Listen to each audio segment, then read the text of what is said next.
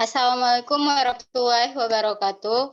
Waalaikumsalam. Kami dari kelompok 4 ingin mempresentasikan hasil makalah kami yang berjudul Dasar Manajemen Proyek Perangkat Lunak serta mengaplikasikan pada pembuatan desain perangkat lunak. Sebelumnya perkenalkan, saya Suryati Nanu dan juga ketiga teman saya, Nurin Lailatul Mufidah, Anissa Safira Rizky, dan Muhammad Fuad Baihaqi. Langsung saja. Yang pertama, apa itu perangkat lunak? Definisi perangkat lunak. Yang pertama, dalam buku A Guide to the Project Management Body of Knowledge, dijelaskan bahwa manajemen proyek adalah suatu aplikasi dari pengetahuan, keterampilan, peralatan, dan teknik-teknik untuk kegiatan proyek dalam memenuhi kebutuhan pemangku kepentingan atau stakeholder dan untuk mencapai harapan dari suatu proyek. Istilah manajemen proyek juga digunakan untuk menggambarkan sebuah pendekatan organisasi terhadap manajemen operasi berkesinambungan. Proyek adalah usaha sementara dalam mengerjakan sesuatu untuk menyelesaikan tujuan yang unik, dilakukan satu kali, satu waktu, satu cara, satu pihak, dan dalam lingkungan yang sama. Selanjutnya, pada tingkat yang paling dasar, sebuah proyek sebenarnya adalah respon terhadap kebutuhan dan sebagai solusi untuk menyelesaikan masalah. Tujuan dasar bagi sebagian besar proyek adalah seberapa besar manfaat dan keuntungan yang diberikan. Salah satu misi utama dari proyek ini adalah untuk melayani sebagian atau keseluruhan pengelolaan sumber daya menjadi hemat, efektif, dan efisien. Sebuah proyek disebut unik apabila proyek tersebut mengerjakan sesuatu yang tidak pernah dilakukan sebelumnya. Namun proyek yang unik kadangkala mengalami kesulitan mendefinisikan tujuan proyek secara jelas, memperkirakan berapa lama waktu yang dibutuhkan untuk menyelesaikan atau berapa banyak biaya yang dibutuhkan. Hal lain yang perlu diperhatikan dalam proyek perangkat lunak adalah ketidakpastian, karena dalam setiap proyek, perangkat lunak sangat tergantung pada spesifikasi kebutuhan yang terus berkembang. Selanjutnya, untuk kemampuan membuat rencana dan memprediksikan hasil dengan tingkat kepercayaan yang tinggi adalah sebuah obat untuk menghindari ketidakpastian. Adapun faktor-faktor penghambat proyek perangkat lunak adalah yang pertama, ruang lingkup, yang kedua, waktu, yang ketiga, kualitas dan biaya proyek, yang keempat, sumber daya, yang kelima, komunikasi, dan yang keenam, konfigurasi dan resiko. Selanjutnya, langkah-langkah dalam aktivitas manajemen perangkat lunak. Yang pertama, proposal writing atau pembuatan proposal. Yang kedua, project costing atau anggaran. Yang ketiga, project planning dan schedule atau penjadwalan dan perencanaan. Yang keempat, project monitoring dan review atau pemonitoran proyek. Yang kelima, personal selection and evaluasi atau evaluasi dan penyeleksi personal. Dan yang keenam, reporting, writing, dan presentation atau presentasi dan laporan. Selanjutnya akan disampaikan oleh teman saya, Nurin Lailatul Mufidah. Silakan. Selanjutnya yaitu bagaimana perencanaan proyek pada perangkat lunak. Yang pertama, perencanaan struktur organisasi. Berikut ini adalah tugas-tugas yang terbagi dari penyusunan struktur organisasi. Yang pertama, project manager mempunyai tanggung jawab dan tugas yang bermacam-macam, tidak hanya berfokus pada hal-hal yang teknis sifatnya.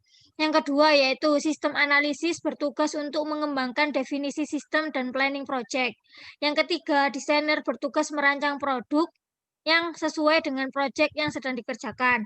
Yang keempat, programmer bertugas untuk membuat program-program yang sesuai dengan project timnya, yang nantinya program ini akan berpengaruh terhadap pengerjaan project tersebut. Yang terakhir adalah tester atau penguji penguji bertugas untuk melakukan uji per unit sistem apakah program yang dijalankan sesuai dengan apa yang diharapkan atau tidak.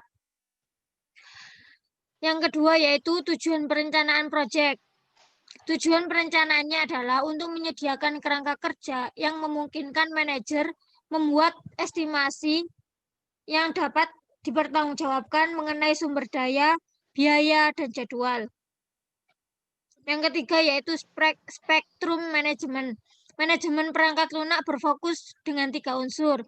Yang pertama manusia. Faktor manusia sangat penting sehingga Software Engineering Institute telah mengembangkan sebuah model kematangan kemampuan manajemen manusia untuk mempertinggi kesiapan organisasi perangkat lunak untuk mengerjakan aplikasi yang semakin kompleks dengan membantu menarik, menumbuhkan, memotivasi, menyebarkan, serta memelihara bakat yang dibutuhkan dalam mengembangkan kemampuan perkembangan perangkat lunak mereka.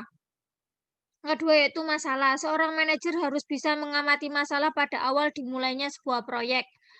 Yang terakhir adalah proses. Proses perangkat lunak memberikan suatu kerangka kerja di mana rencana komprehensif bagi pengembang perangkat lunak dapat dibangun, di mana dalam suatu industri dikenal berbagai macam proses. Demikian juga halnya dengan industri perangkat lunak. Perbedaan proses yang digunakan akan mengurangi aktivitas-aktivitas proses dalam cara-cara berlainan. Selanjutnya akan dijelaskan oleh teman saya. Yang ketiga, apa sajakah bentuk pengujian perangkat lunak?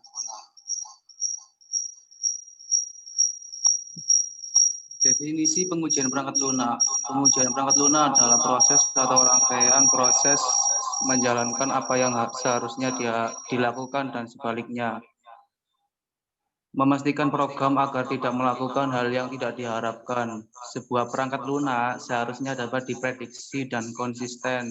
Selanjutnya, sebuah perangkat lunak perlu dijaga kualitasnya, bahwa kualitas bergantung kepada kepuasan pelanggan.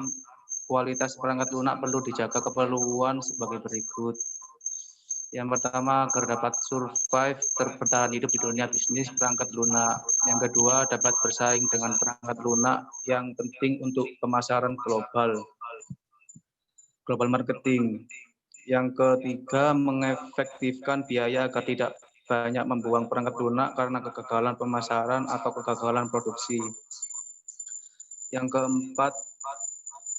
kelima, mempertahankan pelanggan dan mengingatkan keuntungan.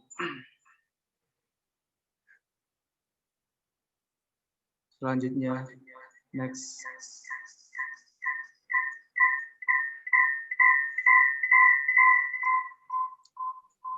Desain test case, yaitu metode memberikan kepada pengembang sebuah pendekatan yang sistematik ke pengujian.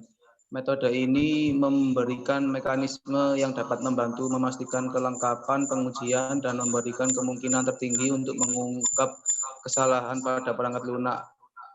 Semua produk yang direkayasa dapat diuji dengan satu atau dua cara. Yang pertama, dengan mengetahui fungsi yang ditentukan di mana produk dirancang untuk melakukannya.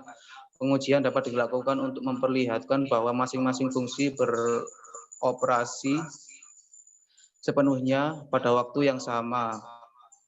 Yang kedua, mengetahui kerja internal suatu produk. Pengujian dapat dilakukan untuk memastikan bahwa semua roda gigi berhubungan, yaitu operasi internal bekerja sesuai dengan spesifikasi dan semua komponen internal telah diamati dengan baik. Next. Yang ketiga, sasaran utama desain test case adalah untuk mendapatkan serangkaian pengujian yang dimiliki kemungkinan tertinggi di dalam pengungkapan kesalahan pada perangkat lunak. Yang keempat, untuk mencapai sasaran tersebut digunakan 4 kategori, yakni pengujian white box, pengujian black box, terus integrasi bottom up dan integrasi top down.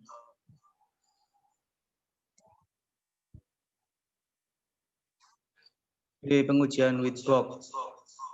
With-box testing merupakan metode pengujian perangkat lunak di mana struktur internal diketahui untuk menguji siapa